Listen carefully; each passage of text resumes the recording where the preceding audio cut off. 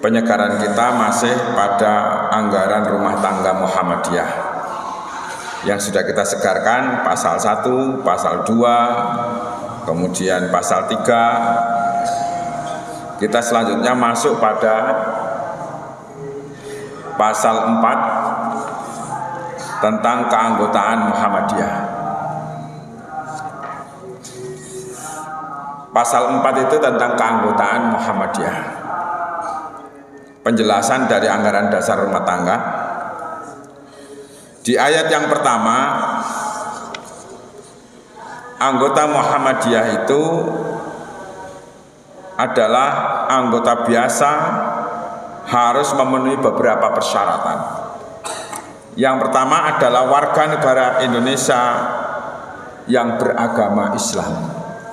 Jadi syarat pertamanya adalah agamanya Islam, karena ini adalah organisasi Islam. Kemudian yang kedua adalah laki-laki atau perempuan yang berumur 17 tahun atau sudah menikah. Jadi 17 tahun itu sudah mempunyai kewajiban hukum atau sudah menikah, berarti sudah masuk dalam usia dewasa. Kemudian yang ketiga, menyetujui maksud dan tujuan Muhammadiyah. Tentu saja Bapak Ibu yang saya hormati, untuk menjadi anggota Muhammadiyah maka harus satu visi dengan Perserikatan Muhammadiyah.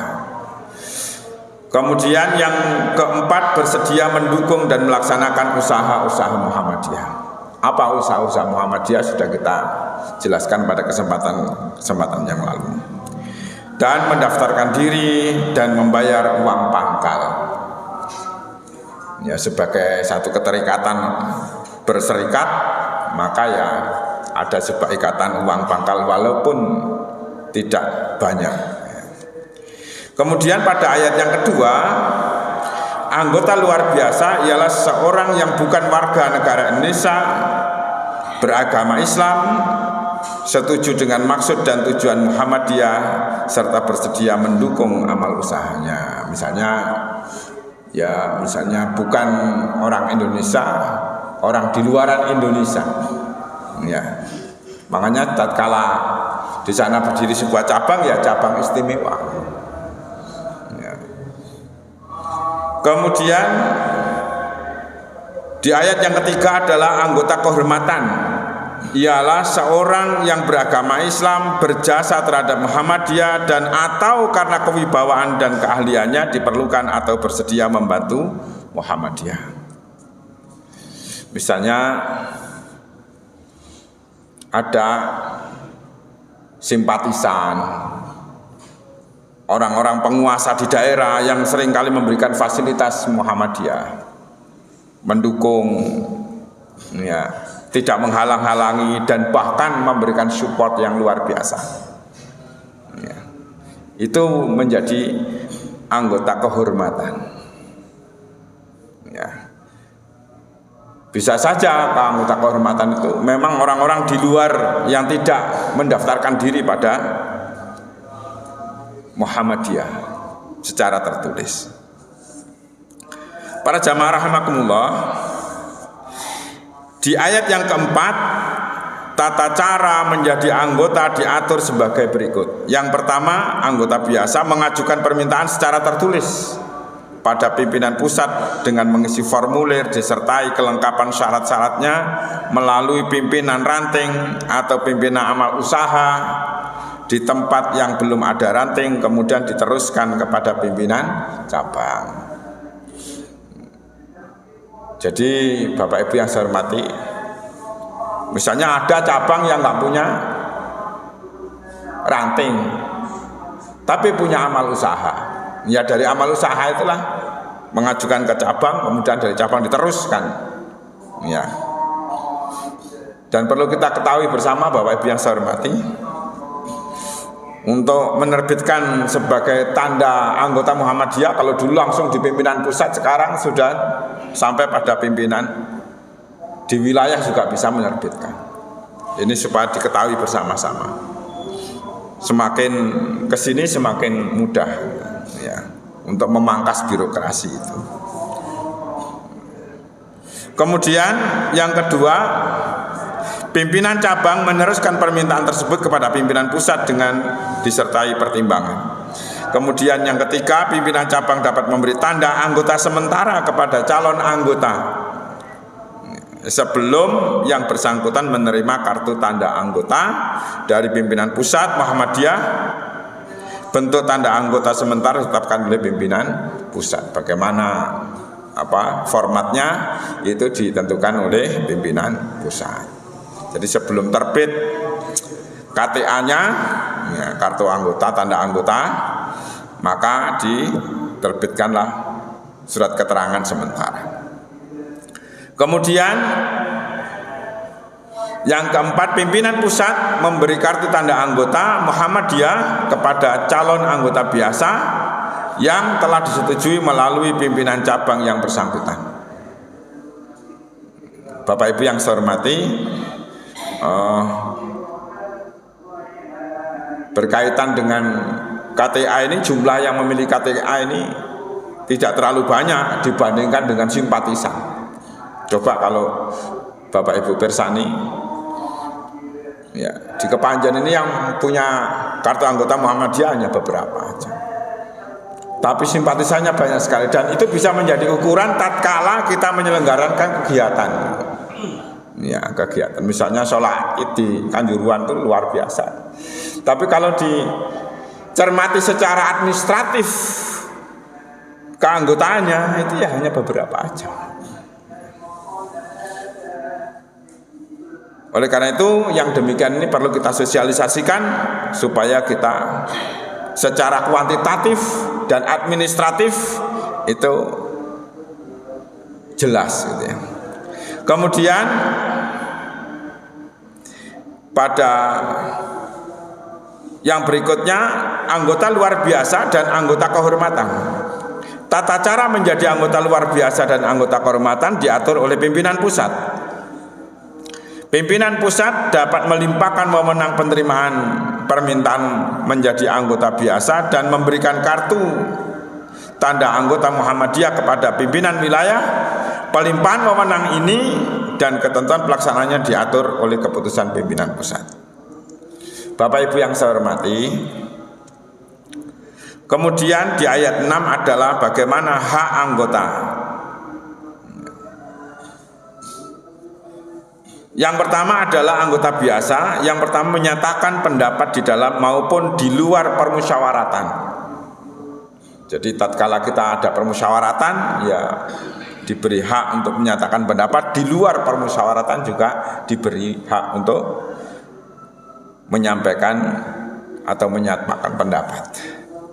Jadi Bapak Ibu yang saya hormati, oleh karena itu tidak segan-segan setiap anggota Muhammadiyah itu kepada pimpinan Muhammadiyah di mana saja dengan bijak bisa menyampaikan pendapatnya mengenai hal-hal yang berkaitan dengan perserikatan atau di luar perserikatan. Pemikiran-pemikiran briliannya bisa disampaikan agar kondisi perserikatan bisa berjalan dengan baik dan peningkatan amal daripada atau kegiatan perserikatan bisa berjalan dengan baik pula dan menyentuh pada masyarakat. Kemudian yang kedua, anggota luar biasa dan anggota kehormatan mempunyai hak menyatakan pendapat. Jadi semuanya bisa memberikan masukan-masukan kepada organisasi atau perserikatan ini. Kemudian pada ayat yang ketujuh, kewajiban anggota biasa, anggota luar biasa, dan anggota kehormatan. Yang pertama adalah taat menjalankan ajaran Islam. Ini adalah pointer yang paling utama. Karena ini adalah organisasi Islam, maka semuanya, apalagi anggota, simpatisan, pimpinan, termasuk anggota biasa, luar biasa, dan kehormatan, ya harus taat dengan ajaran Islam. Ya, ini adalah landasan yang paling mendasar. Menjadi anggota perserikatan kok tidak taat menjalankan ajaran agama Islam, ya kurang benar. Jadi perlu ada pembinaan, baik secara ritual maupun secara sosial. Jangan sampai taat menjalankan agama itu hanya ritualnya saja, tapi ritual sosialnya tidak. Ya. Itulah sebabnya Bapak Ibu yang saya hormati, kita selalu segarkan ingatan kita bagaimana nilai-nilai sholat, bagaimana nilai-nilai wudhu. Itu apabila diaktualisasikan atau diamalkan dalam aktivitas kehidupan, fa insya Allah kehidupan kita ini akan menjadi kehidupan yang sebagaimana yang dikehendaki. Ya. Ya. Kemudian yang kedua, menjaga nama baik dan setia kepada Muhammadiyah serta perjuangannya. Ya. Di mana saja. Ya. Ya, nama baik harus kita jaga karena apa? Perlu kita ketahui bersama bahwa perserikatan kita itu di antara organisasi Islam yang menjaga kemurnian ajaran Islam. Ya. Menjaga kemurnian agama Islam itu tantangannya banyak sekali Bapak Ibu yang saya hormati. Oleh karena itu ini harus bisa menjaga nama baik. Kemudian berpegang teguh kepada kepribadian serta keyakinan cita-cita hidup Muhammadiyah. Sudah kita sampaikan ya, bagaimana kepribadian, keyakinan dan cita-cita hidup Muhammadiyah. Dan itu harus dipegang teguh agar kita tidak goyah dan kita mempunyai sebuah karakter ya, yang jelas. Jangan sampai bermuhammadiyah itu ya bercampur-campur dengan yang lain ya. Kemudian yang keempat, taat pada peraturan Muhammadiyah, keputusan musyawarah dan kebijakan pimpinan pusat. Dan yang kelima, mendukung dan mengindahkan kepentingan Muhammadiyah serta melaksanakan usahanya. Kemudian kewajiban berikutnya adalah membayar iuran anggota. Nah, ini biasanya yang kurang maksimal ya. Iuran anggota sebagai keterikatan kita dengan organisasi.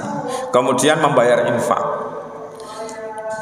Kemudian Bapak Ibu yang saya hormati, pada ayat yang ke-8, anggota biasa, luar biasa dan kehormatan berhenti karena meninggal dunia, mengundurkan diri, diberhentikan oleh pimpinan pusat. Meninggal dunia secara otomatis. Kemudian mengundurkan diri, ya kalau bisa ya naudzubillah min dzalik, jangan sampai pada poin B dan C itu jangan sampai mengundurkan diri dan diberhentikan oleh pimpinan pusat. Biasanya kalau diberhentikan itu karena ada sesuatu yang negatif. Bapak Ibu yang saya hormati, pada ayat yang ke-9, tata cara pemberhentian anggota biasa. Satu, pimpinan cabang mengusulkan pemberhentian anggota kepada pimpinan daerah berdasarkan bukti yang dapat dipertanggungjawabkan. Ya mungkin karena tidak menjaga nama baik perserikatan, mungkin sudah beraktivitas tidak sesuai dengan apa yang diharapkan, ya, mencemarkan nama baik dan seterusnya. Yang kedua, pimpinan daerah meneruskan kepada pimpinan wilayah usulan pemberhentian anggota dengan disertai pertimbangan. Kemudian yang ketiga, pimpinan wilayah meneruskan atau tidak meneruskan usulan pemberhentian anggota kepada pimpinan pusat setelah melakukan penelitian dan penilaian. Kemudian pimpinan wilayah dapat melakukan pemberhentian sementara yang berlaku paling lama 6 bulan selama menunggu proses pemberhentian anggota pimpinan pusat. Kemudian pimpinan pusat setelah menerima usulan pemberhentian anggota memutuskan pemberhentian atau tidak memberhentikan paling lama 6 bulan sejak diusulkan oleh pimpinan wilayah. Kemudian yang keenam, anggota yang diusulkan pemberhentian keanggotaannya selama proses pengusulan berlangsung dapat mengajukan keberatan kepada pimpinan cabang, daerah, wilayah, sampai dengan pimpinan pusat atas keberatannya. Kemudian pimpinan pusat membentuk tim yang diserai tugas mempelajari keberatan dan diajukan oleh anggota yang diberhentikan. Pimpinan pusat menetapkan keputusan akhir setelah mendengar pertimbangan tim. Nah, keputusan pemberhentian anggota diumumkan dalam berita resmi Muhammadiyah. Bapak Ibu yang saya hormati, mekanismenya luar biasa. Ya, 8, makanya Bapak Ibu. Ya, jangan mudah memberhentikan. Mau mencari satu aja susah. Ya, nah. Luar biasa, 8 langkah ini. Ya, 8 langkah. Ya, makanya kita harus iman-iman kalau punya anggota itu, ya. Hilang satu itu, luar biasa, ya. Jangan sampai kehilangan. Kalau bisa menambah, ya, menambah. Oleh karena itulah Bapak Ibu yang saya hormati, supaya tidak hilang, ya maka kita harus apa? Harus kita dekati, harus kita ajak berinteraksi, ya, supaya dalam bahasa kita itu kerasan bernaung di persekutuan Muhammadiyah ini. Kemudian anggota luar biasa dan kehormatan diberhentikan atas keputusan pimpinan pusat. Bapak Ibu yang saya hormati, jalurnya luar biasa untuk menghentikan itu, ya. Makanya jangan sampai kita itu mudah untuk memberikan stempel negatif pada keluarga kita, anggota kita, ya. Karena mekanismenya yang panjang ini berarti kita semuanya perlu peningkatan pembinaan, perlu konsolidasi, ya, perlu silaturahim, ya, di antara pengurus dengan anggota, anggota dengan anggota, pengurus dan pengurus, sehingga bisa berinteraksi secara intensif dan pada akhirnya terjadi sebuah kemesraan dalam sebuah lingkungan keluarga besar Muhammadiyah itu. Apalagi Bapak Ibu yang saya hormati, kita melihat Ghirah Muhammadiyah, ya, di milad yang 113 ini luar biasa, ya, luar biasa, ya. Dengan puncak kemarin saya melihat melalui media sosial itu luar biasa, ya. Sepanjang saya hidup, ya, Ghirah dari milad Muhammadiyah ya 113 ini yang paling luar biasa, apalagi ditunjang dengan media sosial yang memberitakan, ya, setiap pimpinan daerah sampai dengan ranting itu melaksanakan miladnya, ya.